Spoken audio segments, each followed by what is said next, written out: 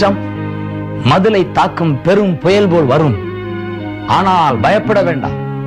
ஏழைகளின் பலனாய், எளியவரின் திடனாய், புயல் காற்றின் புகலிடமாய், கடும் வெயிலில் குளிர் நிழலாய் இயேசு வருகிறார்.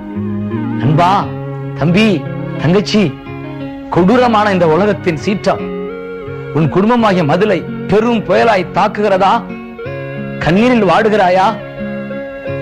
குடிகார கணவனால் வேதனைப்பட்டு தவிக்கிறாயா? கீழ்ப்படியாத பிள்ளைகளால் கஷ்டப்படுகிறாயா? ஒவ்வொரு குடும்பத்திலும் எத்தனையோ பிரச்சனைகள். இதோ ஒவ்வொரு குடும்பத்திற்காக நான் ஜெபிக்க போகிறேன். என் இயேசு உங்களுடைய பலனாக இருக்கிறார், உங்களுடைய திடனாக இருக்கிறார். இப்பொழுதே உங்கள் குடும்பத்தில் ஒவ்வொரு பிரச்சனையையும் இயேசுவிடம் கொண்டு வாருங்கள். இயேசுவே, ஒரு அதிசயம் செய்யும் அப்பா என்று கேளுங்கள். உங்களுக்காக நான் ஜெபிக்க விரும்புகிறேன்.